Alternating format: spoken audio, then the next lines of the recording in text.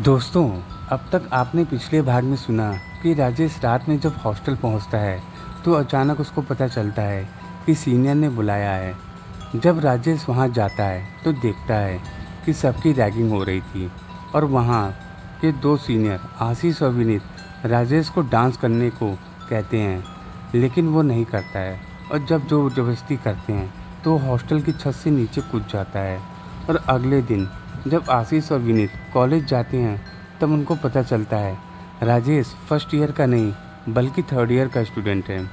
और क्लास ख़त्म होने के बाद जब राजेश कॉलेज में नहीं दिखता है तो वो दोनों उसको ढूंढते हुए हॉस्टल पहुंच जाते हैं। और राजेश के कमरे से कुछ अजीब आवाज़ आने की वजह से वो दोनों डर के अपने कमरे में चले जाते हैं। रात में जब आशीष को उसके रूम से कुछ बाथरूम की लाइट ऑन ऑफ होते हुए दिखती है तो वो बाथरूम में जाता है और स्विच पर हाथ रखता है। तभी उसके हाथ पे ऊपर किसी दूसरे का हाथ महसूस होता है और दबाव के कारण स्विच टूट जाता है और आशीष का हाथ नंगे तारों से टकरा जाता है। अब कहानी में आगे बिजली के झटके से चीखता हुआ आशीष वहीं पे चिपक गया। आशीष को बिजली के झटके से इतना खतरनाक करंट लगा कि आशीष तुरंत वहीं बुरी तरह से झुलस गया और आशीष को फिर तुरंत जल्दी से जल्दी हॉस्पिटल ले जाया गया। कोविड-19 की दूसरी लहर चल रही थी, इसी वजह से कोई हॉस्पिटल में वालों ने यहाँ ऐसे किसी भी पेशेंट को एंट्री नहीं दे रहे थे, इसलिए आशीष को शहर के सबसे बड़े हॉस्पिटल ले जाया गया। उस समय आशीष की भी सांसें बहुत धीमी धीमी चल रही थी। किसी तरह से आशीष को वेंटिलेटर पर रखा गया। ऊपर वाले की कृपा या आशीष की किस्मत मानो थोड़ी अच्छी थी, क्योंकि उस समय वेंटिलेटर ऑक्सीजन सिलेंडर मिलना बहुत बड़ी बात थी। इस समय आशीष की बहुत बुरी हालत थी और अगले 48 घंटे आशीष को डॉक्टरों की निगरानी में रहना था। आशीष अपने बिस्तर पर लेटे हुए ऑक्सीजन मास्क पहने हुए आधी बेहोशी में ही था। शायद जब उसकी बेहोशी में ही उसको कुछ सुनाई दिया। ध्यान से सुनो आशीष, अगर मेरे बारे में मुंह खोलने की भी सोची तो जान से मार दूंगा। आशीष किसी बिल्ली से डरे हुए कबूतर की तरह पलंग पर पड़े परेशान हुआ जा रहा था। वैसे ही वो अधमरा था, ऊपर से और ज़्यादा दिमागी परेशानी से हैरान था। और फिर अगले दिन शाम को क्लास ख़त्म करके आशीष को देखने के लिए विनीत आया और आशीष के पास बैठा तो आशीष ने अपना ऑक्सीजन मास्क हटाकर विनीत को कुछ बताना चाह रहा था। आशीष ने हक लाते हुए बोलना शुरू किया कि पर मुंह से एक शब्द नहीं निकले और बोलने की कोशिश करते करते खतरे से बाहर हो चुके आशीष ने वहीं भी आखिरी हिचकी ली और तुरंत आशीष की जान चली गई। विनीत का सबसे अच्छा दोस्त, उसके सुख दुख का साथी, उसके हॉस्टल कॉलेज का एकमात्र साथी अब उसके सामने ही मर चुका था। अब कुछ समय बाद हॉस्टल में आशीष के माँ बाप और परिजन पहुँच चुके थे। विनीत के सामने ही आशीष के माँ बाप आशीष की लाश लेकर चले गए। उन पर तो मानो दुखों का पहाड़ टूट चुका था। एक माँ सहारा था अपने माँ बाप का आशीष, और विनीत भी कुछ कम दुखी नहीं था। विनीत निराश होकर झुके हुए कंधे लेकर वापस हॉस्टल पहुंचा और अपने कमरे की तरफ जाने के लिए विनीत एक सीढ़ी चढ़ते हुए बस यही सोच रहा था कि अचानक क्या हो गया। विनीत ने जब अपनी जेब से चाबी निकालकर कमरे का दरवाज़ा खोला और लाइट जलाई तो उसकी चीख निकल गई, मानो उसकी सांसें अब थम सी गई हों।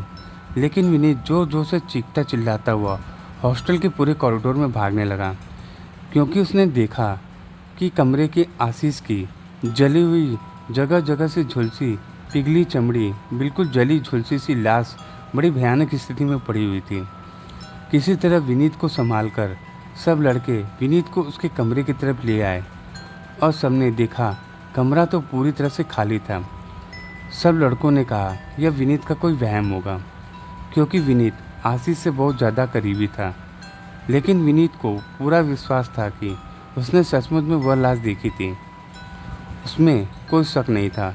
इसलिए विनीत ने अपने कमरे में रुकने से साफ मना कर दिया। तो उसके एक दोस्त ने आखिरकार दोस्ती निभाते हुए कहा, चलो विनीत, तुम मेरे कमरे में रात बिता लो।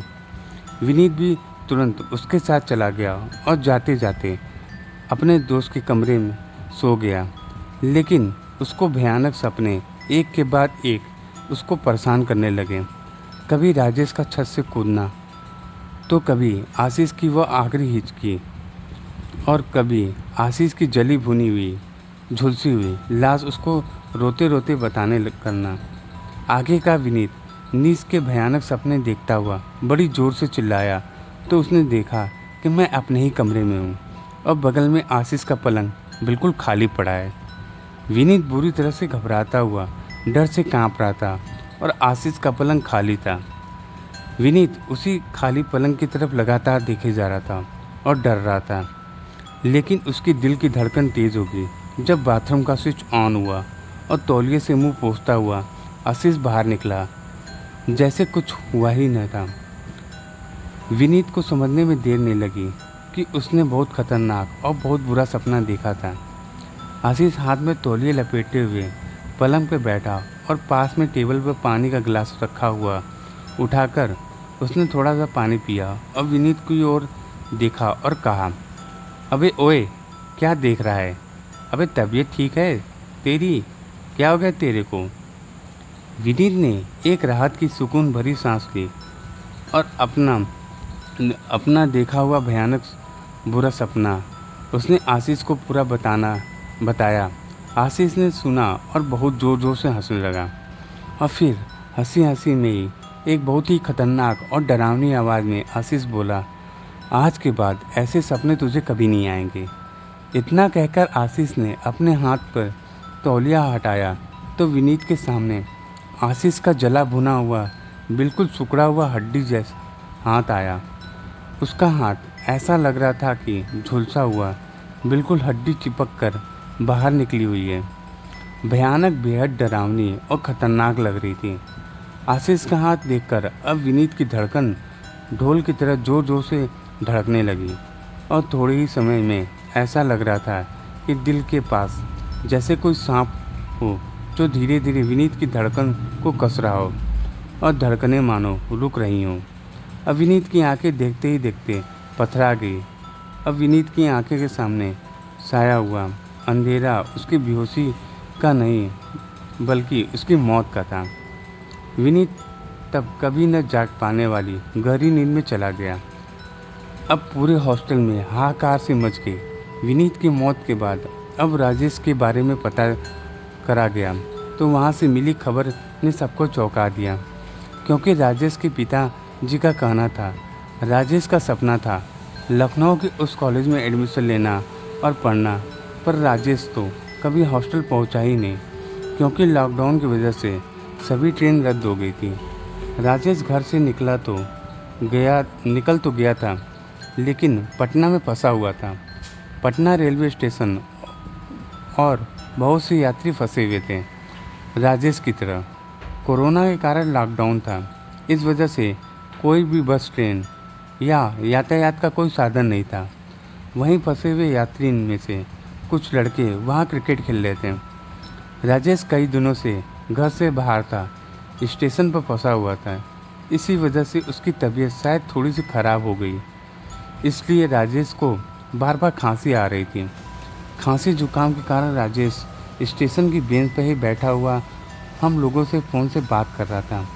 हमारा फ़ोन चल ही रहा था, फ़ोन कटा भी नहीं था। तभी उसी समय जो लड़के क्रिकेट खेल रहे थे उन्होंने कहा, इसको कोरोना है। राजेश ने उनको समझाते हुए कहा, ऐसा कुछ नहीं है, लेकिन वो लड़के नहीं मानने वाले थे। उन सब ने मिलकर राजेश को तब तक पीटते रहे, बैट बल्ले लाठी डंडे से, जब तक राजेश को मारते रहे और मार कर उन सभी ने राजेश को बिल्कुल अधमरा कर दिया और किसी ने पुलिस को भी न बुलाया और न ही पुलिस मौके वारदात पे पहुंची।